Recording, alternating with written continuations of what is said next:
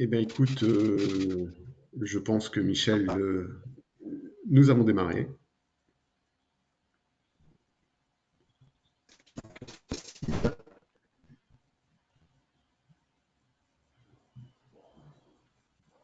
Je ne vous entends plus. Est-ce que vous m'entendez? On t'entend parfaitement, Michel. Oui, parfait. Ah, c'est parfait. Donc ça a été lancé. Bien. Oui, oui. On vit dangereusement. Tu peux le dire. Quand on est en ligne, on croit être protégé parce qu'on est chez soi ou au bureau. Non, on vit dangereusement dans le stress. Même si je suis sûr que pour mes trois invités, euh, il y a une maîtrise totale du stress. Bon, alors, on va laisser encore une petite minute au retardataire le temps d'arriver. Bon, le thème apparaît, diffusion sécurisée de vos contenus learning, enfin la maîtrise totale, donc une promesse, certes, mais vous verrez que dans ce webinaire, on va traiter des thèmes dont le cœur, c'est effectivement cette diffusion sécurisée, mais ça va bien au-delà de ça. Voilà, alors bah, je pense qu'on va pouvoir vraiment démarrer cette fois-ci. Et alors, c'est Pierre-Henri, nous avons un manipulateur absolument haut de gamme, puisque c'est le CEO d'Expertime qui va dérouler les slides. Merci Pierre-Henri, on n'est jamais si bien servi que par soi-même, n'est-ce pas?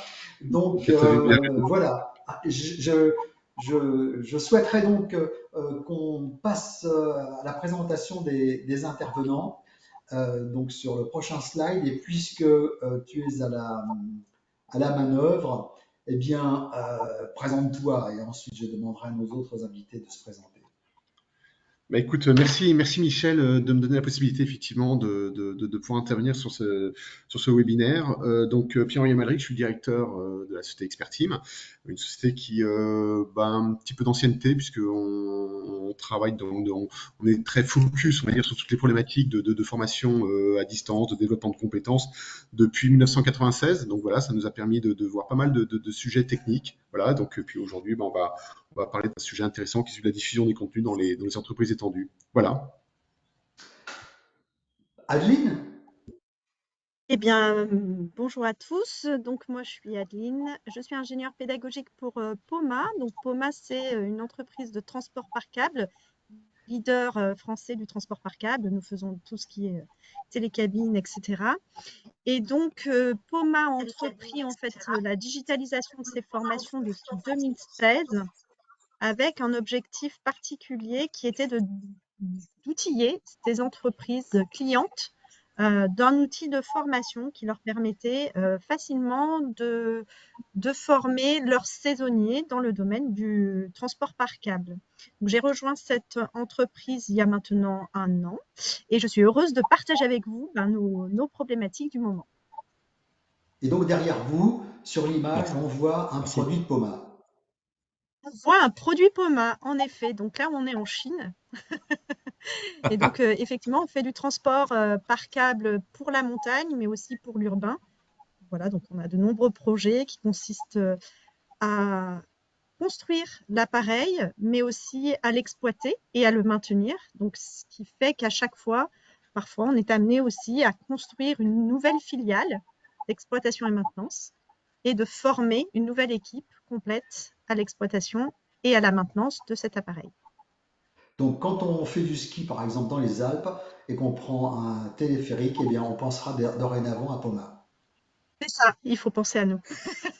Et dans ce que vous venez de dire, Adeline, il y a quelque chose d'emblée qui est intéressant. C'est la notion de formation étendue, extended Oui, learning, puisque tout à vous fait. disiez, quand on va s'installer dans une géographie, on crée une filiale éventuellement avec des partenaires locaux. Et donc, il va falloir former les collaborateurs de cette entreprise, qui n'est pas POMA à proprement parler, mais qui quand même utilise les produits POMA, doit être formé sur les produits POMA. Et la deuxième dimension que moi je note dans ce que vous venez de dire, c'est la dimension sécurité, compliance, parce que évidemment, ce sont des métiers à fort enjeu de risque pour les clients, et donc on y reviendra. Tout à fait, c'est exactement ça. Donc, on a tout de suite, Merci. Poma a très vite compris cette notion, effectivement, d'entreprise étendue qui nous unit aujourd'hui, puisque ça fait partie d'une des problématiques qu'on va aborder, je pense, au cours de cette conférence. Jean-Roch, je ne sais pas s'il faut te Merci. présenter, puisque tu es bien connu sur le marché. Alors, Bah, écoute, rappelle-nous un petit peu qui tu es. avec plaisir. Bah, écoutez, bonjour avec vous sur ce sujet-là des contenus de formation, digitaux de formation, qui est un sujet, je pense, qui compte et sur lequel il y a eu beaucoup d'évolutions en termes de perspectives dans les entreprises ces dernières années. On va en parler ce matin. Moi, je dirige en fait deux départements. D'un côté, ce qu'on appelle les opérations, c'est-à-dire le formation, et de l'autre, tout ce qui est pédagogie digitale et innovation, c'est-à-dire un petit peu le département qui prépare demain. Tout ça dans une université qu'on appelle Safran University, qui est en fait l'université corporate du groupe Safran, groupe dans le domaine de l'aéronautique, hein, l'espace et la défense, un groupe d'à peu près 100 000 et puis une trentaine de pays dans lesquels nous nous situons. Et donc voilà, avec des fortes demandes également de besoins en formation, on va un petit peu en parler ce matin. Parfait. On va avancer d'un slide pour revenir sur le sujet finalement qui est le nôtre, Pierre-Henri, c'est-à-dire celui des enjeux stratégiques qui sont liés à la maîtrise et à la sécurité des contenus pédagogiques. Alors, c'est toi en fait qui nous a soufflé ce sujet, et c'est pas par hasard. C'est parce que, en lien d'ailleurs avec Poma, vous avez été amené à réfléchir à une technologie qui permettrait de traiter justement ces enjeux dont tu vas nous parler. Et d'ailleurs, c'est la partie finale de notre webinaire qui est une présentation rapide, non pas de la totalité de l'outil, mais de sa logique, du comment procéder, qui permet de résoudre un certain nombre de problèmes qui vont être abordés aujourd'hui. Donc, je te laisse la parole sur les enjeux stratégiques qui sont liés à la maîtrise et à la sécurité des contenus pédagogiques, tels que tu as pu les constater chez Poma, mais chez d'autres clients aussi. Oui, oui, effectivement. Alors, mon Poma a été le point, je dirais le point de départ, mais d'un sujet qui était un petit peu latent. Très classiquement, dans le cadre des entreprises étendues, mais pas uniquement des entreprises, mais également de tous les fournisseurs de contenu, de les éditeurs de contenu, dès qu'ils vont être amenés à produire des contenus pédagogiques qui s'appuient sur un protocole dit SCORM. Je pense que tout le monde est quand même à l'aise sur ce concept. Très rapidement, dès qu'ils doivent diffuser des contenus sur des LMS qui ne leur appartiennent pas, très souvent, ils sont amenés à déployer des packages en toute autonomie. Et là, il y a une perte clairement du contrôle. On ne sait pas trop si les contenus sont à jour, qui les utilise, comment, combien, toute la problématique du suivi. Donc voilà, on a été un peu sensibilisé à ça. Donc on a réfléchi à la mise en place d'une nouvelle technologie qui s'appuie sur les LMS existants. Hein. L'idée, c'est pas de fournir un nouveau LMS, c'est de compléter les LMS existants pour permettre à nos clients de diffuser leur contenu SCORM, quel que soit l'outil auteur, hein, il n'y a pas de limitation, vers des LMS tiers, mais de conserver et de suivre l'usage qui est fait des contenus. Voilà. Donc on pense que ça, c'est vraiment nécessaire dans le cadre du sujet qui nous emmène de l'entreprise étendue, d'avoir une bonne maîtrise des contenus diffusés sur les LMS tiers. Alors, Voilà. ça, c'est une chose qui était au cœur de notre discussion et en préparation, et on va passer à la table ronde. Mais avant de passer à la table ronde, en creusant cette thématique, on a constaté elle était encore plus large que ce qu'on pouvait penser. Par exemple, derrière cette thématique se cache celle du business model, c'est-à-dire que quand une entreprise diffuse des contenus qui lui appartiennent d'ailleurs, ou quand elle diffuse des contenus sur étagère auxquels elle s'est abonnée avec un grand fournisseur de contenu sur étagère, se pose la question comment dirais-je, du coût d'une part et de la refacturation d'une partie des licences, par exemple, ou des contenus aux filiales ou aux partenaires à qui l'entreprise va apporter ces contenus. Donc derrière cette notion de sécurité et de maîtrise, il y a aussi derrière la question du business model qui est tellement problématique pour les responsables formation corporate. Tout à fait. À partir du moment où tu en perds la maîtrise, t'as plus du tout de métrique de savoir qui consomme quoi, et t'as pas d'autre choix que de proposer finalement des modes forfaitaires qui sont rarement justes ou qui portent sur des estimations. Donc à partir du moment où tu donnes la possibilité d'avoir un suivi précis et un contrôle, là on peut se permettre des nouveaux contrats qui sont parfaitement liés à la consommation réelle du contenu. Voilà, donc tu as raison, ça offre beaucoup plus de souplesse dans les contrats, alors qu'ils soient commerciaux ou pas commerciaux, mais voilà, tout à fait. Et j'imagine, et j'en termine là provisoirement, j'imagine que du coup on peut calculer le retour sur investissement de l'acquisition de LMS Dispatcher, évidemment, si on est capable de refacturer de façon intelligente, pertinente, les ressources que l'on met à disposition d'entreprises étendues ou tout simplement des filiales de l'entreprise. Très clairement, C'est ça, tout à fait. Oui, oui, complètement. c'est un autre Oui, sujet. oui. Alors, on va maintenant passer à la table ronde, donc avec Adeline et avec Jean-Roch. Deux avertissements avant de commencer. Premier avertissement, Jean-Roch nous a informé que sa liaison, comment dirais-je, en ligne était un petit peu faible et donc il risque de Audio. disparaître voilà, dans le web. J'espère que ce ne sera pas dans le dark web, Jean-Roch, mais qu'on te retrouvera un jour ou l'autre. Oui. Et puis, bien que notre premier thème traite de la production internalisée des contenus, deuxième avertissement, c'est celui d'Aline qui m'a informé qu'en fait, Poma entrait juste dans ce processus de production de formation digitale en interne, surtout celles qui sont à destination des salariés, et qu'en fait, dans un premier temps, depuis 2016, notamment dans le cadre de ce qu'on a appelé l'entreprise étendue, Poma essentiellement met à disposition des contenus de formation sur étagère spécifiques évidemment au métier du transport par câble. Voilà, donc je vais essayer, on va essayer dans notre comment dirais-je table ronde de prendre en compte ces deux avertissements. Et ce que je te propose, mon cher Pierre-Henri, c'est de passer au thème 1 que l'on voudrait traiter, c'est-à-dire celui des enjeux et des problématiques de production internalisée de contenu par divers métiers et géographies.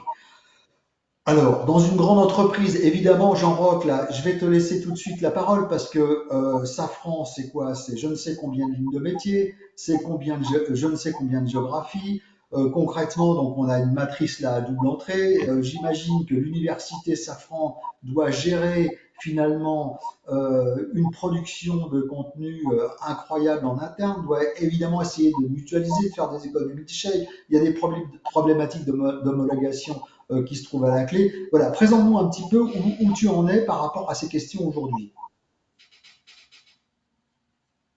Avec plaisir. Je vais peut-être vous donner quelques éléments de cadre un peu général dans lequel l'approche s'est mise en place il y a quelques années. On fête nos 5 ans de projet donc de transformation du learning chez Safran. C'est un projet en fait qui a été lancé donc plus précisément en juillet 2020, dans lequel il y a un certain nombre de composantes et on va rentrer aujourd'hui dans la troisième, donc ce qu'on appelle nous aussi l'entreprise apprenante, en la définissant avec d'ailleurs 4 critères, parce que bon, comme on entend beaucoup cette expression parfois un peu galvaudée, chez Safran l'entreprise apprenante ça passe par 4 critères qui sont liés à l'accès au savoir, mais également au regard que porte l'entreprise sur l'importance de la formation, et la crise a d'ailleurs amplifié ce phénomène puisque l'université a été très attendue dans le champ des reconversions, des montées en compétences pendant et après la crise sanitaire, mais également, et ça c'est beaucoup plus difficile, la place des managers dans le processus formation, on pourra peut-être en reparler. Et un dernier critère qui n'est pas négligeable, et on va pouvoir le détailler, c'est le critère de coopération, sur lequel, entre guillemets, on a beaucoup de chance chez Safran, c'est-à-dire que Safran est une entreprise dans laquelle les hommes et les femmes de l'entreprise aiment transmettre, et on s'appuie donc considérablement sur ces gens-là pour le faire. Donc, dans le cadre du pilier 3, ce fameux pilier d'entreprise apprenante, l'université en fait a lancé donc au travers de ce grand plan de transformation un projet qu'on a appelé Safran, donc enseigne à Safran, et qui est basé sur une conviction, c'est d'internaliser la production de nos contenus digitaux de formation, en les confiant donc à l'ensemble des collègues qui peuvent être amenés à les produire dans les 12 filiales qui sont autour de Safran University. Vous avez à peu près 12 filiales, d'ailleurs chacune avec une histoire très différente. Par exemple, les moteurs, la propulsion, ou encore les trains d'atterrissage ou les intérieurs d'avion. Chaque fois, il y a là des gens avec des histoires différentes, des origines différentes, même si ces sociétés sont aujourd'hui sous pavillon Safran. Il y a des différences à avoir en tête. Et donc, le positionnement qu'on a eu, nous, en tant qu'université, dans cette production internalisée de contenus digitaux de formation, c'est de nous mettre au centre, au sens un centre d'expertise reconnu, avec une logique de service pour permettre cette démultiplication des productions.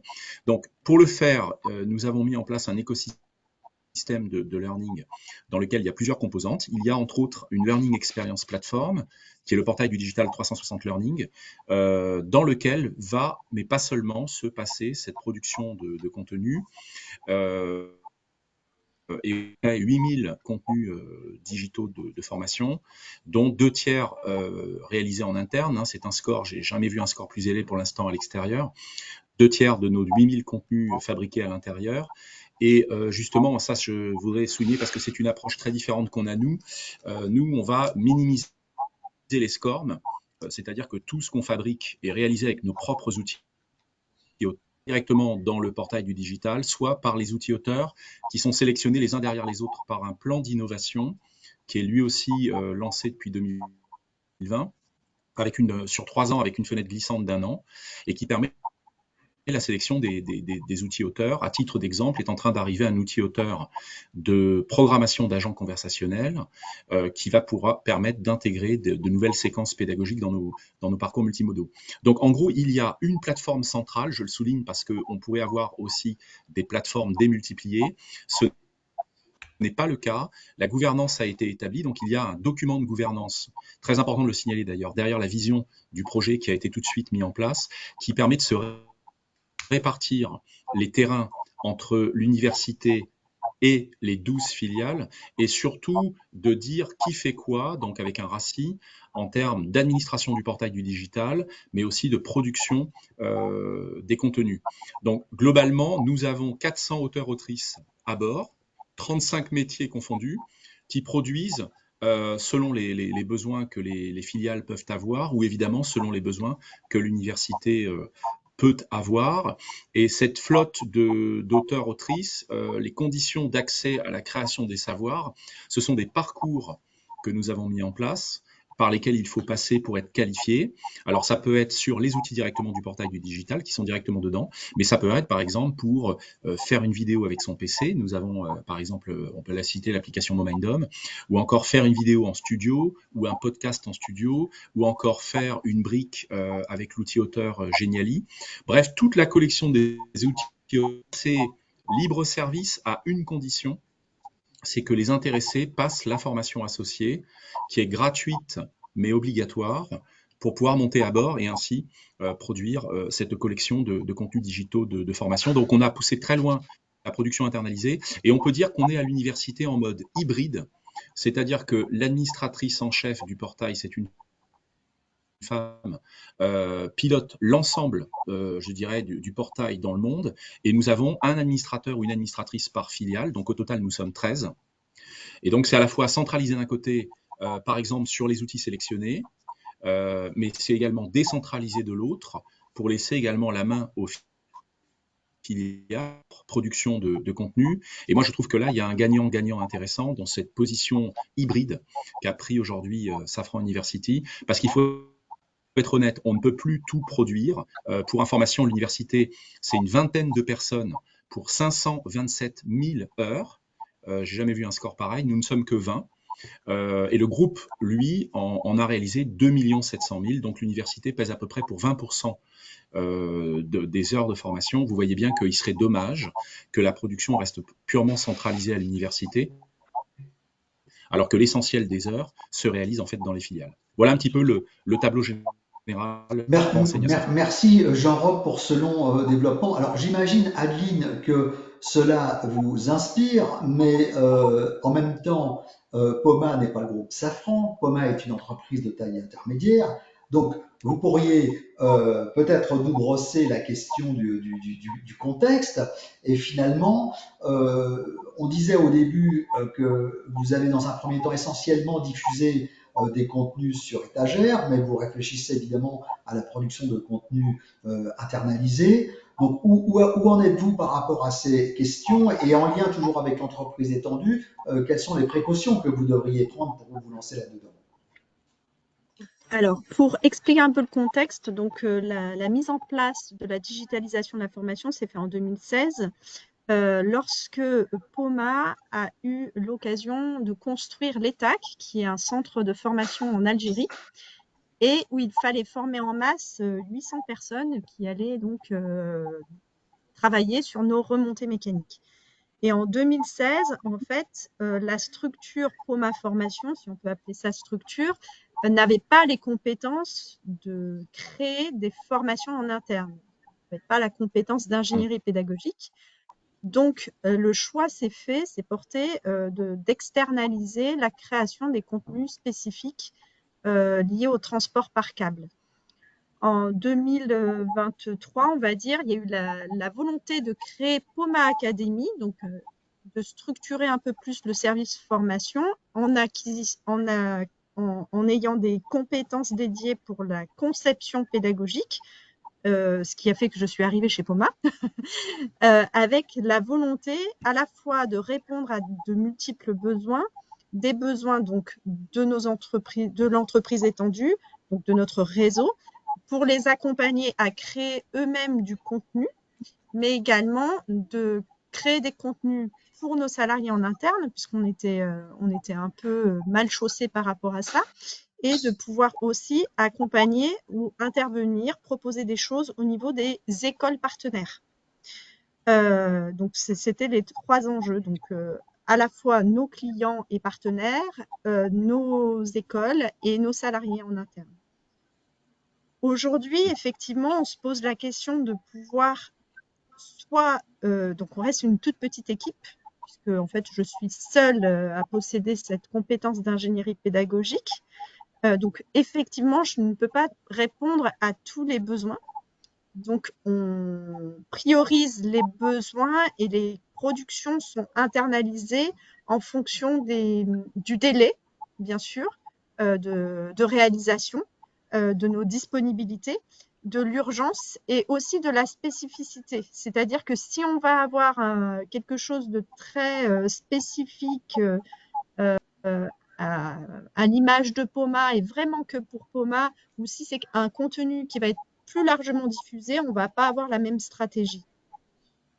Donc, on choisit en fonction du délai, du type de contenu, du public cible aussi, et puis des compétences qu'on a en interne. Parce que comme je suis la seule ingénieure pédagogique, je n'ai pas forcément de graphiste sous la main pour moi. Donc, il y a des choses qui sont liées, par exemple, à des productions 3D ou des choses qu'on veut vraiment pousser à bout pour aller jusqu'à de la gamification. Et là, on va choisir plutôt un partenaire pour nous aider à créer ces e-learning. Et quand c'est des choses qui sont plus faciles avec des contenus et des outils auteurs que nous possédons, donc nous, on utilise Storyline, dans ce cas-là, ben, on passe en interne. Alors, moi, je constate une chose, merci Adeline, c'est que qu'on soit Safran ou qu'on soit Poma, on est toujours confronté à une limite des ressources.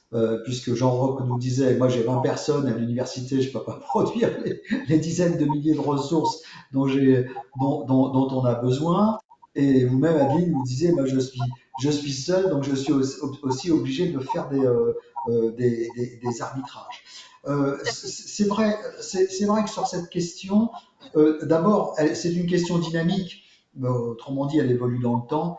On sait très bien qu'il y a 20 ans, la plupart des contenus e-learning étaient produits par des agences extérieures parce que les entreprises n'avaient pas les compétences, elles n'avaient pas les outils, etc. Puis progressivement, on a vu avec le rapid learning des outils mis à disposition des formateurs pour créer eux-mêmes leur contenu, mais c'était pas toujours des contenu très attractif, je dirais, très engageant. Et puis les progrès des outils n'ont pas cessé, et à un moment donné, je veux dire, on s'est retrouvé dans des systèmes mixtes ou des productions mixtes où les entreprises produisent en interne, produisent aussi, confient aussi à l'extérieur. Dans une grande entreprise comme Safran, il y a une espèce de production qu'on pourrait appeler semi-internalisée parce que l'université produit, mais elle s'appuie beaucoup sur les filiales et sur les auteurs internes pour produire. Donc c'est internalisé au sens global du groupe. Mais si on prend une filiale à l'autre, c'est presque de l'externalisation quelque part, puisqu'à un moment donné, il va y avoir mutualisation par toutes les filiales d'une production d'une filiale donnée. Bref, tout ça est extrêmement variable. Est-ce que Pierre-Henri, tu as vu se multiplier finalement les cas de figure chez tes clients ces dernières années avec l'évolution des outils, les nouvelles compétences acquises par les équipes formation? Est-ce que ça te parle tout ça? Bah, ce qui me parle, c'est qu'effectivement, on voit de plus en plus, tu sais, cette problématique de tous auteurs. Donc effectivement, dans une entreprise comme Safran, mais évidemment aussi chez Poma, il y a des véritables experts métiers, mais qui ne sont pas forcément pédagogues, mais qui ont des choses à dire. Et d'où ces outils auteurs, et comme tu dis, de rapid learning sont devenus quand même de plus en plus performants. Bon, l'IA maintenant va apporter encore une couche supplémentaire pour accompagner ces auteurs. Donc je pense qu'on voit vraiment ce sujet où effectivement il y a beaucoup de contenus qui étaient produits par des agences externes qui sont maintenant effectivement internalisés. Alors il y a plusieurs choix, c'était intéressant de voir, il y a différentes stratégies. J'ai entendu celle de Jean Roch avec la validation de certains contenus et puis on va dire l'embarquement des experts à utiliser ces outils, ce qui me paraît une très bonne technique. J'ai vu une autre technique, moi, qui consistait plutôt à valider un outil fédérateur pour éviter de se retrouver avec un patchwork de techno qui sont pas forcément maîtrisés. Je crois que là, il y a effectivement plusieurs approches. C'est clair que les grandes entreprises sont amenées à avoir des problématiques de massification. Donc quand tu passes par des prestataires, bah, c'est bien de les fédérer autour du même techno parce que les prestataires, malheureusement, bah, il y en a qui arrivent, il y en a qui repartent. Il y a des problèmes de traduction, de mise à jour, donc d'où l'idée d'avoir quand même maintenant de plus en plus des outils d'industrialisation de création de contenu. Voilà, il y a quelques outils, ce qu'on appelait les fameux LCMS, qui sont pas du tout des LMS, mais qui permettent vraiment d'industrialiser toute cette production de contenu. Mais je pense que ces outils-là, globalement, vont dans cette tendance-là. On le voit dans quasiment tous les outils, que ce soit Storyline, Elucidat ou d'autres, avoir et prendre en compte ce genre de problématiques. Voilà. Donc oui. Alors après, il y a un autre sujet aussi, peut-être qui fait la différence, c'est que parfois tu as des contenus, il faut regarder la pérennité de certains contenus. Il y a des contenus qui vont traiter des sujets de fond, et là on peut se permettre vraiment d'y passer du temps, d'y investir. Et puis il y a des contenus qui ont une pérennité excessivement faible parce qu'on a besoin de réactivité, et peut-être qu'on va pas forcément utiliser les mêmes outils, voilà, ou les mêmes auteurs. Donc ça, voilà, une petite différence aussi de ce côté-là, et de la prise en compte de la pérennité d'un contenu dans le temps. Mais on Merci voit bien. Pierre-Henri. Oui, je voudrais qu'on passe à notre deuxième thème qui est très lié au premier et qui prolonge ce que tu viens de dire, c'est-à-dire celui des enjeux et problématiques d'homologation et de diffusion à l'échelle. Quand tu dis déployer massivement, donc scalability, c'est toujours relativement simple de réussir un projet pilote concernant quelques dizaines d'apprenants, mais quand il s'agit de passer de quelques dizaines d'apprenants en test à plusieurs dizaines de milliers, si ce n'est plusieurs centaines de milliers de collaborateurs, on se heurte à des problèmes particuliers, surtout lorsque tout ça est, je dirais, sous forte contrainte réglementaire. Donc, Jean-Roch, je voudrais te laisser de nouveau la parole sur cette question de la gouvernance du passage à l'échelle. Oui, merci, c'était un point capital. Oui, je revenais un petit peu sur les leviers qui nous ont poussés à passer à cette politique interne de production, parce que il y a une autre époque où on était très accro à de grandes librairies, hein, qui sont toujours là d'ailleurs, mais qui coïncident moins avec les réalités économiques, hein, des universités, des académies, des départements. par rapport à aussi le besoin très compétitif que vous citiez, ou de juste à temps sur la production des contenus. J'ai même envie de dire, il y a quand même un compromis à trouver, hein, c'est-à-dire que on est d'accord qu'on n'atteindra jamais le niveau des contenus en termes qualitatifs des grandes librairies, mais j'ai envie de dire, on préfère presque être un peu en dessous à partir du moment où on a finalement servi le besoin dans les temps, de façon compétitive, et en se disant en plus qu'on a des problématiques d'obsolescence, c'est-à-dire que des contenus, combien de temps on va les garder. Et d'ailleurs, ce qui nous pose problème avec le tiers de contenus qui sont des SCORM, c'est l'entretien, la maintenance de ces SCORM qu'on ne peut pas retoucher, alors que sur 2 tiers de notre flotte de contenus, on peut retoucher les contenus nous-mêmes, dont on fait d'ailleurs nous-mêmes la localisation, qui est un sujet important pour la massification. La localisation, désormais, est faite avec des fonctions intégrées, hein. On a une fonction qu'on appelle globalisation, qui va permettre de localiser en multilingue l'ensemble de nos contenus. Évidemment, directement nous aide à le faire.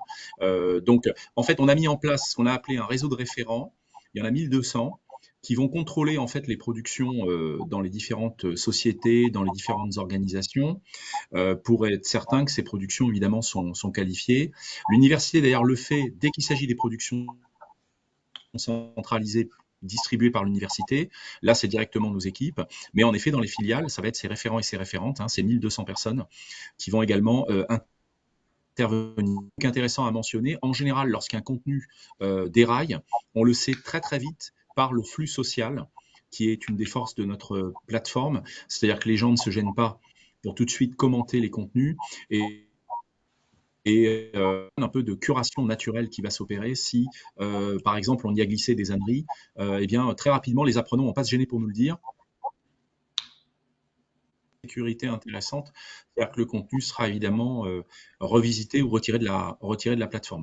Donc en gros, c'est surtout également d'un point de vue culturel qu'on va, mais ça j'ai envie de dire qu'on achète à l'extérieur ou qu'on fasse nous-mêmes, quand on prend des thèmes comme la diversité et l'inclusion, il y a un vrai rempart à la massification qui est un rempart d'ordre culturel et qui là pour moi reste un vrai problème lorsqu'on veut faire du digital massif, pour arriver à avoir un agrément de l'ensemble des 33 pays où nous sommes sur ce qu'on peut bien mettre dans ce type de contenu. Et là, c'est pas une simple histoire de localisation, c'est vraiment une histoire de culture. Donc, c'est pas résolu pour tous les thèmes. Là où ça marche bien, c'est tout ce qui est safranisé. Les métiers s'expriment et on parle de safranisation des contenus, qui là, en général, passe bien. Je dirais l'argument majeur pour les faire nous-mêmes, c'est qu'on va pouvoir garantir à l'intéressé qu'on lui tient un discours un peu spécialisé et du coup qui se différencie de ce que l'intéressé pourrait trouver dehors. Et ça, c'est un argument également de massification intéressant, puisque ça vient de l'intérieur, et quelque part, c'est du pair à pair, c'est du partage entre safrans, sur lequel on s'appuie énormément pour mobiliser en fait les apprenants à venir les consommer. Et en effet, une fois de plus, avec quand même cette difficulté de barrière culturelle qu'on n'a pas résolue, qui va dépendre vraiment des thèmes sur lesquels il faut réaliser cette massification.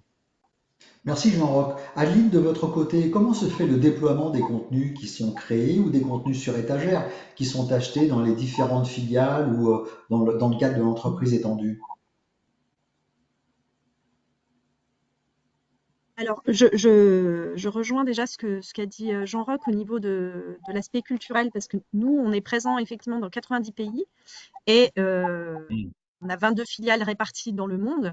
Et il est très difficile en fait de trouver parfois comment dire, comment s'adapter à chaque culture et même mode d'apprentissage, j'allais dire. Ça va jusque-là aussi. Et du coup, c'est un sujet qui est très intéressant pour nous dans la massification de nos modules. Comment on s'y prend? En fait, aujourd'hui, donc, dans la problématique d'homologation, nous, on a nos experts métiers. Alors, ce n'est pas les 1200 de Jean-Roch parce qu'on est, on est beaucoup plus petit, mais on a nos experts métiers qui relisent nos contenus techniques, puisqu'on est vraiment sur de la production de formation technique pour le coup. On fait peu de formation soft skills jusqu'à présent. Donc, c'est eux les garants, on va dire, du contenu et de l'adéquation avec les normes et les réglementations. Ce qu'il faut savoir aussi, c'est que les normes et réglementations changent d'un pays à l'autre, ce qui est compliqué aussi pour garantir en fait une diffusion de masse, même des contenus techniques, puisque d'un pays à l'autre, on ne va pas avoir les mêmes règles d'exploitation de nos appareils. Donc ça, c'est aussi un enjeu qu'on a fort, de pouvoir s'adapter à la réglementation locale du pays. Donc, on a cette partie, on va dire, contenu et fond qui est validée par nos experts.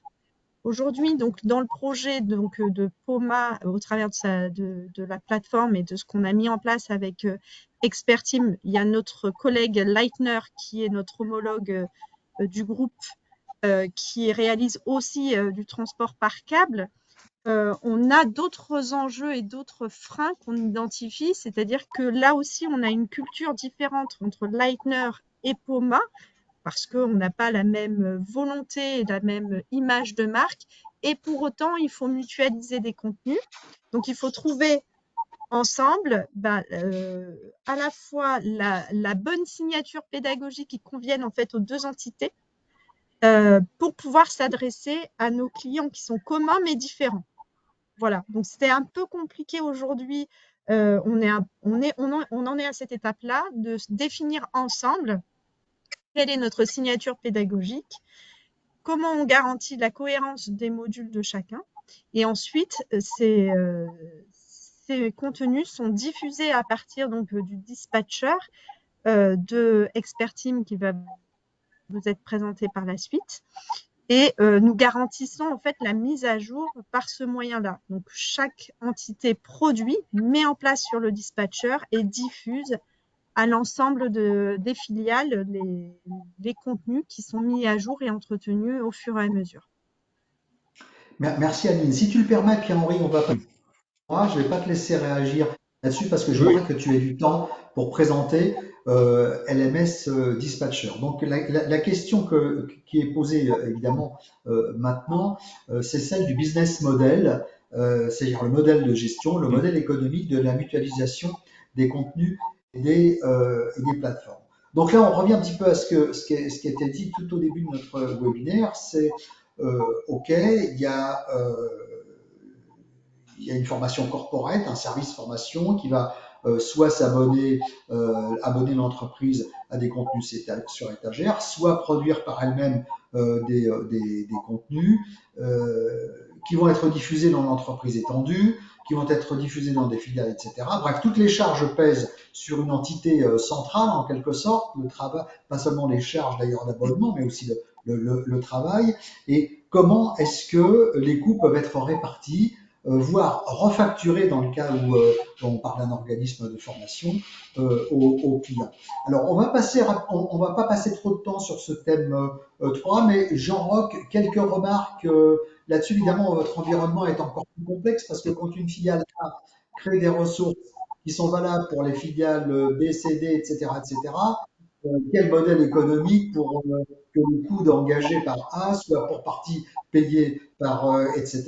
Faut-il passer par l'intermédiaire de l'université qui, elle, est une espèce de plaque tournante pour le modèle économique, le modèle de financement? En quelques mots, Jean-Roch, comment ça fonctionne? Oui, merci. C'est une question vraiment et très importante. Alors peut-être d'abord, juste pour poser le cadre, l'université est ici, chez nous, considérée comme un centre de et non pas un centre de profit. Bon, alors ça, je le dis parce que ça veut dire des conséquences très différentes selon qu'on prend le plan A ou le plan B, si je puis dire. Alors maintenant, comment fait-on cela? On peut parler précis de budgétisation. Le premier, ce sont les fameux cours que nous délivrons, que nous ingénierons et que nous délivrons, qui peuvent être multimodaux ou simplement face à face, enfin bref, toutes les combinaisons. Là, il n'y a pas d'ambiguïté, nous facturons au prorata des présents dans les voyages d'apprentissage, et on le fait d'autant plus, et les benchmarks le montrent, que vous savez bien que tout ce qui est gratuit n'a pas de valeur. Donc nous avons d'ailleurs même un coût de l'heure forfaitaire pour ce premier niveau budgétaire, par exemple de 42 € l'heure, pour, disons, à peu près 60-70% de la flotte des cours. Et puis le reste va être en ce qu'on appelle en dérogatoire, par exemple les cours exécutifs. Vous vous doutez bien qu'on ne va pas les couvrir avec 42 € de l'heure, mais on a réussi à mettre en place un forfait qui d'ailleurs est moins élevé à l'international pour être un peu plus séduisant, entre guillemets, avec des pays comme par exemple le Mexique, où un 42 ne passerait en aucun cas. Ça, c'est le premier niveau.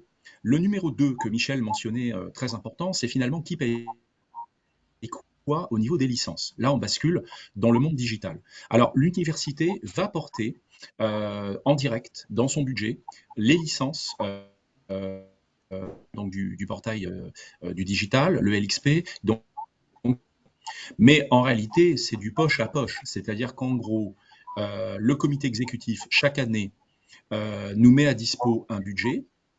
Je vais à suivre la croissance du groupe en termes de consommation de licences, parce que vous vous doutez bien que c'est vivant. Et je peux d'ailleurs vous dire, par exemple, que nous avons couvert jusqu'à 124 000 licences d'ici 2027, parce que le groupe continue à croître crescendo. Environ 20 000 personnes par an rentrent encore dans le groupe Safran. Et donc, on surveille de très très très près le montant global, on les met en actualisation, et puis le comité exécutif nous dit oui, ok, allez-y. Alors à côté de ça, évidemment, vous vous doutez bien que derrière, c'est du poche à poche, c'est-à-dire qu'en réalité, les sociétés vont évidemment contribuer au prorata des usages, là encore, mais parfois cette fois indirects, à nourrir quelque part le budget université, hein, qui n'existerait pas sinon. Donc en gros, sur les deux niveaux du début, 1 et 2, c'est ou du direct, des présents, ou de l'indirect, c'est-à-dire qu'on nous remet une somme, et puis ensuite je dirais que Safran SA va se débrouiller avec les sociétés qui sont à l'arrière, en reversant quelque part en taxe. Le niveau 3, l'innovation, c'est-à-dire quand on sort un nouvel outil qu'on voudrait donner aux filiales. Là, d'ailleurs, on avait publié avec newsletter fait fort, on a mis en place ce qu'on appelle un mécanisme de bascule, c'est-à-dire que nous, on va garder notre argent, on n'en a pas tant que ça en innovation pour l'année suivante, et on va en fait négocier des contrats au niveau groupe pour ces produits-là, pour que les sociétés puissent ensuite payer le fournisseur par voie directe grâce au contrat centralisé qui leur permet de faire des économies puisqu'il y a des dividendes qui sont reversés au prorata des usages lorsqu'on fait la somme, par exemple, du nombre de licences consommées, ce qu'on a mis par exemple en place pour le tutorat. Eh bien, plus ce nombre augmente, plus les sociétés vont bénéficier d'une tarification tutorale plus faible. Donc en gros, c'est un principe de désengagement pour nous. Là, à la différence des deux premiers postes, on ne reste pas, on finance vraiment l'innovation initiale, puis ensuite on passe la main par un phénomène de bascule pour que les filiales payent en direct le nouveau dispositif, et ce qui nous évite, nous, de le mettre en ligne budgétaire récurrente, comme l'est le portail, qui viendrait encore alourdir le budget qu'on vient négocier chaque année en façade avec le comité exécutif de Safran. Et enfin, quatrième mécanisme, on aura peut-être le temps d'en parler, Safran vient d'ouvrir l'entreprise étendue, c'est-à-dire que les filiales vont se mettre à vendre de la formation sur une plateforme que nous avons spécifiée et validée sécuritairement et budgétairement. Et là encore, un contrat est mis en place, et donc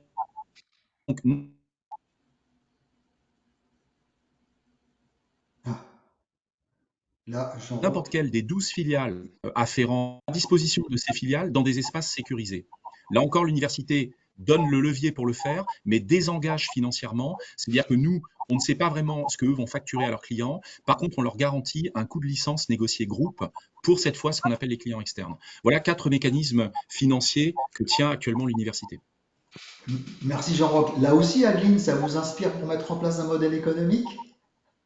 Tout à fait, parce que c'est des questions qu'on se pose, effectivement, la rétribution de nos filiales à la conception pédagogique et puis la façon aussi dont on peut dispenser et diffuser les formations. Donc nous, aujourd'hui, on a un système d'abonnement, c'est-à-dire qu'avec nos clients partenaires, ils s'abonnent à la plateforme et dans la plateforme, ils ont accès à un certain nombre de contenus sur étagère. Donc ça, c'est une première façon de faire. Ensuite, on a pour nos formations que l'on diffuse en face-à-face pédagogique ou en tutorat. Donc là, c'est un coût bien identifié, effectivement, directement rétribué à Poma Academy. Et enfin, avec notre collègue Leitner, donc là encore, on a partagé le coût on va dire du LMS, et en fait, on fait au prorata de l'usage, c'est-à-dire que si Leitner a besoin de 1000 licences et que Poma on a besoin de 2500, ben on fait un prorata au nombre d'usagers de la plateforme. Donc ça, c'est pour ceux qui rentrent, on va dire, chez Puma Academy.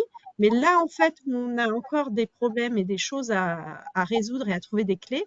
C'est comment on fait à partir du moment où le contenu a été produit par la filiale, comment on rétribue cette filiale pour créer nos contenus qu'on met ensuite à disposition. Pour l'instant, les règles sont à établir et ce que vient de dire Jean-Roch nourrit nos réflexions. Et vous pourrez, post-webinaire, continuer À discuter. Pierre-Henri, ce que je te propose maintenant, parce que tout ça, en fait, Avec tout ça, plaisir. ça a été un teasing, hein, pour présenter LMS Dispatcher, et notamment, je vois qu'Adeline a bien avancé quand même sur ces questions pour un contexte de TI, mais sans doute grâce à l'émergence de cette plateforme. Alors, je te laisse la main maintenant, Pierre-Henri, sur LMS Dispatcher, pour qui, pourquoi, comment, et peut-être tu peux ramasser un petit peu un certain nombre de choses qui ont été dites par Jean-Roch et par Adeline, pour montrer en quoi l'outil justement a été initié par ce type de problématique. Oui, effectivement, merci, merci. Donc effectivement, le pour qui, je pense que il n'y a pas trop de problèmes et ça fait des années que ça, lorsqu'il s'agit de diffuser et de mesurer la consommation des contenus sur son propre LMS. Mais dans le cadre de l'entreprise étendue, il faut aussi entendre que les prestataires, les clients, les fournisseurs, enfin toutes ces entités économiques disposent de leur propre LMS. Et très clairement, la difficulté va se poser lorsque on va dire, le réseau étendu a besoin de consommer des contenus sur les propres LMS externes. Et là, malheureusement, on perd complètement la visibilité de l'usage qui en est fait. D'où l'intérêt d'une solution comme le dispatcher. Donc globalement, ça peut être aussi les créateurs de contenu, que ce soit des éditeurs ou des organismes de formation. En fait, finalement, toute organisation qui souhaite diffuser des contenus SCORM sur des LMS externes vont avoir cette problématique de l'usage qui est fait de leur contenu. Alors, il faut voir le problème, je n'ai pas forcément, bien entendu, le détailler, mais qu'est-ce qui fait et pourquoi un contenu SCORM ne peut pas être à la fois consommé sur le LMS client, mais aussi sur le LMS de l'éditeur, parce que on est dans un monde quand même sécurisé avec des fonctions, parce que la communication SCORM se fait uniquement du reste par du JavaScript, et il y a des problématiques de sécurité. D'où la solution technique qu'on a mis en place, qui consiste en fait à séparer tout ce qui est éléments de communication, donc ce qui fait la communication SCORM, des médias que l'on va conserver de manière centrale. Et là, il faut le voir vraiment comme une marketplace dans lequel on va pouvoir référencer du contenu et ensuite le publier vers des LMS tiers. Voilà. Donc c'est peut-être un peu ce que j'essaie de représenter avec ce schéma. Alors, il ne faut pas voir cette solution comme quelque chose qui est un nouveau LMS dans l'entreprise. Hein. Je crois que j'ai déjà détaillé, mais il s'agit vraiment d'un outil complémentaire au LMS existant qui va permettre en fait de créer une marketplace. Il faut le voir vraiment comme ça, dans lequel on va pouvoir installer des contenus et quel que soit l'outil auteur, on va pouvoir donc les référencer. Et ensuite, on va pouvoir créer des licences et dire, par exemple, je souhaite diffuser ce contenu vers tel client qui dispose de son propre LMS. Et là, je vais pouvoir y rajouter des règles d'usage. Je vais pouvoir dire, par exemple, que c'est limité pour 1 an, 6 mois, 3 semaines ou ad vitam pour tant d'utilisateurs ou au contraire de façon complètement illimitée. Donc, on voit bien qu'il y a vraiment cette notion de marketplace qui va être disponible pour l'entreprise et qui va pouvoir diffuser des contenus vers ses partenaires en y ajoutant ou pas des concepts de licence pour bien suivre l'usage qui en est fait. Voilà. Alors, comment ça se présente? C'est relativement simple. Hein. On va prendre des contenus qui sont disponibles dans l'entreprise, quel que soit l'outil auteur, hein, que ce soit du Storyline, Captivate, Lucidate, il y a énormément d'outils auteurs. J'entendais parler de Genially, je pense qu'il faudrait effectivement qu'on refasse le test, mais il n'y a vraiment aucune raison, puisque pour l'instant, tous nos contenus, tous nos tests ont parfaitement fonctionné. On a ensuite la mise en place d'un contenu sous forme de marketplace avec une description et le détail de l'offre, ce qui permet, alors on a deux approches, soit les fournisseurs ou les clients font la demande à travers le catalogue, Donc, ils consultent le catalogue et ensuite ils font une demande de dispatch, ou soit le dispatch est directement fait par le gestionnaire du LMS. Et ensuite, bah, il suffit simplement d'importer ce package dans le LMS à partir du moment où il répond à la norme SCORM. Donc, et ça se lance tout à fait comme un contenu tout à fait standard. Donc, tu vois, il y a vraiment pas il y a vraiment aucune difficulté dans l'usage. Et ensuite, on va pouvoir donc suivre la consommation. Alors, qu'est-ce qu'on va pouvoir obtenir? Bah, c'est ce dont on parle depuis quelques temps. C'est-à-dire que bien que le contenu soit diffusé sur des LMS externes, en fait, on a une parfaite vision de l'usage qui est fait du contenu, que ce soit en termes de temps ou en termes de nombre d'apprenants. Donc on a vraiment on connaît le temps passé. Alors on peut aussi mettre des fonctions d'anonymisation pour respecter des règles enfin, du RGPD, mais ça c'est des choses, des petites techniques qu'on va pouvoir ajouter. Et puis surtout, il y a un deuxième bénéfice, hormis le suivi de l'usage, c'est très clairement la mise à jour du contenu, puisque à partir du moment où les médias sont centralisés sur la marketplace, eh bien si le contenu doit évoluer, ben, il suffit simplement de mettre à jour le contenu de manière centrale pour que tous les utilisateurs externes puissent bénéficier de la dernière version. Donc c'est un peu ces deux approches qui est à la fois la sécurisation du contenu, le suivi, mais également la mise à jour des contenus. Voilà, donc ça On c'est. s'arrête un instant là-dessus, Pierre-Henri. J'ai l'impression, opiner du chef, j'ai l'impression, Jean-Roch, que c'est quelque chose qui te frappe, hein. Oui, c'est intéressant parce qu'en fait, on a cette idée pour l'entreprise étendue de s'assurer qu'on va pouvoir. Alors, c'est vrai que c'est un peu différent parce que vous l'avez compris, on a en fait une approche qui est pas vraiment SCORM au départ, puisque en fait, ce qu'on a fait, c'est que dans le cas de Safran, on a dupliqué la plateforme que nous avons et on a créé des espaces, des bulles privées sécurisées dans lesquelles en fait, on va copier-coller nos créations. Là-dessus, l'intérêt, c'est que le module était dans la plateforme Safran, il est copié-collé dans la plateforme clonée sécurisée, et du coup l'ingénieur pédagogique peut continuer à retoucher son objet, son contenu avec son. Je pense que ça marche uniquement si on est sur une approche de type comme nous. Pour une société qui fait plutôt du SCORM, ce qui est intéressant avec le dispatcher, me semble-t-il, c'est que ça va être permettre de sortir la collection des modules SCORM à mettre en effet à dispo aux clients de façon massive et formalisée. Donc ça, c'est un truc que je trouve très intéressant parce que je l'ai vu dans pas mal de contextes où on avait beaucoup de mal à exporter ce qu'on avait fabriqué dans la plateforme A pour aller le mettre dans la plateforme cible. Donc je pense que ça répond à un vrai problème et un vrai besoin opérationnel en fait. Adeline, en fait, Poma est en partie à l'origine de cette idée de dispatcher mise en œuvre brillamment exécutée par Expertime. Dans quelles conditions ce besoin est né justement chez vous? Alors, le besoin, il est né donc avec notre partenaire Leitner, on va dire, qui est donc une des filiales du groupe HTI auquel on appartient, et le souhait en fait de partager nos contenus tout en garantissant à la fois de pouvoir bien suivre les usages et aussi d'avoir une facilité de mise à jour. C'est-à-dire qu'on ne voulait pas se retrouver avec des SCORM A et des SCORM B sur deux plateformes différentes. Et donc, on voulait maîtriser les mises à jour et maîtriser les contenus sur chacune de nos plateformes, puisque le but était d'avoir un seul et même produit qu'on partageait entre Leitner et Poma. Donc, le besoin, il est vraiment né de là et est venu s'ajouter aussi le fait que dans le cadre de l'entreprise étendue, aujourd'hui, ce qui n'était pas le cas peut-être en 2016 ou avant, la plupart de nos clients ont déjà un LMS et donc souscrire à l'abonnement qu'on proposait aujourd'hui n'était plus toujours approprié. Par contre, ils étaient intéressés pour acquérir nos contenus. Donc, on voulait avoir une solution aussi pour leur mettre à disposition nos contenus et pouvoir mettre à disposition des contenus qui sont toujours à jour, d'autant plus avec des réglementations qui peuvent évoluer. Donc, il est vraiment né de ça. Alors effectivement, j'ai vu vraiment dans le terrain que je pratique régulièrement et depuis des années ce type de besoin. Et j'ai été frappé par cette solution quand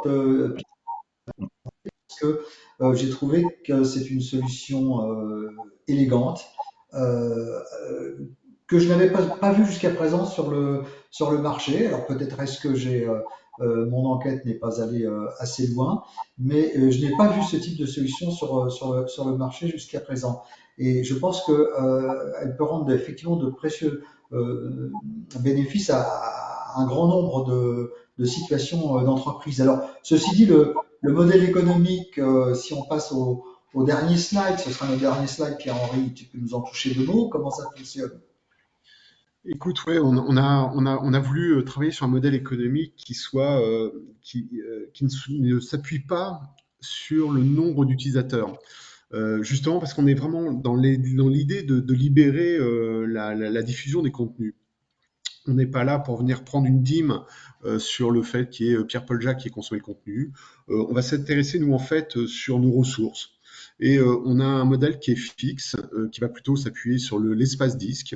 Et ensuite, quel que soit, alors qui peut évoluer en fonction de l'espace disque, que le contenu soit diffusé un peu beaucoup, finalement, ça devient le problème de nos clients.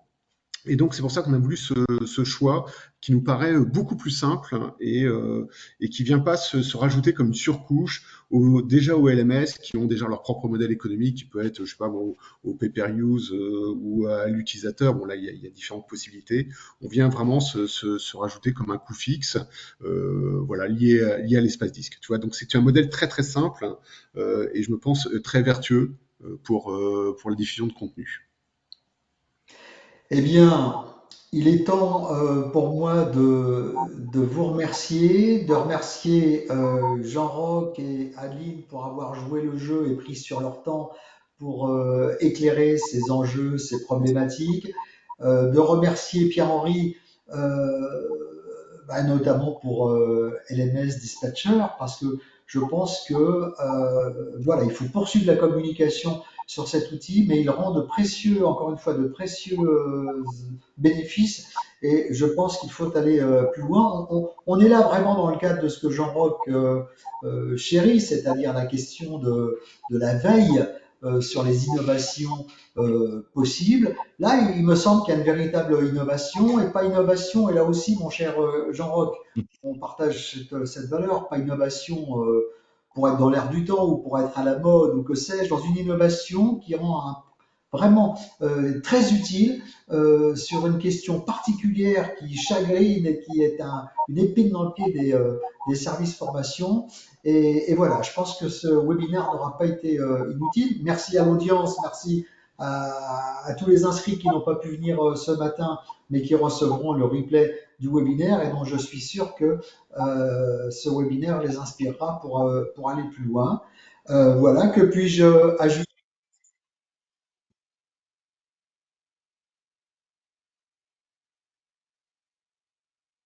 Allez, Jean-Roch. Ben, écoutez, merci. Moi, je confirme que ça répond à un vrai besoin et je pense que ça procède d'une forme de réorganisation LND, sitôt qu'on a à travailler cette entreprise étendue. Hein. Et je pense que c'est une prochaine étape hein, dans notre ouverture au monde extérieur avec un principe de business qu'on n'a pas trop l'habitude de faire, hein, puisque comme les Safran University par exemple, qui est un simple centre de coût, entre guillemets, ça va venir soutenir une démarche de réorganisation et de mise en place d'un business. Et je pense que ça, c'est aussi un peu l'avenir de la formation. Hein. Merci, Jean-Roch. Adeline, le mot de la fin. Désolée, pour moi, ça a coupé. Ah, le mot de la fin. Eh bien, j'ai trouvé. Pardon. Ça a coupé, je suis perdue. Eh Mais on bien, vous entend. il y a plein de belles choses à venir pour nous, des réflexions à mûrir sur à la fois le business plan qu'on peut monter et comment aussi homologuer nos créateurs de contenu pour pouvoir diffuser et internaliser nos contenus. Donc, il y a eu plein de choses qui ont été dites et des pistes de réflexion. Donc, merci beaucoup, Jean-Roch, pour ce retour d'expérience. Et je pense vraiment que cet outil dispatcher peut nous ouvrir quelques portes et en tout cas faciliter la diffusion des contenus et en maîtriser l'évolution. Voilà. Pierre-Henri, à Merci. toi. Eh ben, écoutez, déjà, Adeline, un très très grand merci et Jean-Roch également pour ce partage d'expérience. C'était vraiment très intéressant de vous entendre.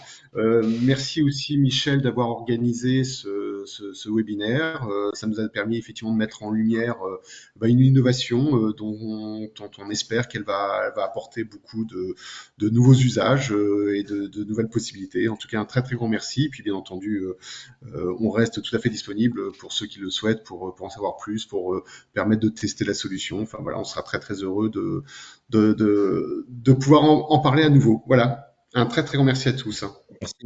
Eh bien, il Merci est beaucoup. midi, c'est-à-dire qu'après ces nourritures Wow. à tous et à bientôt. Encore merci. Au revoir. Merci beaucoup, hein. Merci beaucoup. À bientôt. Au revoir. Au revoir. Au revoir.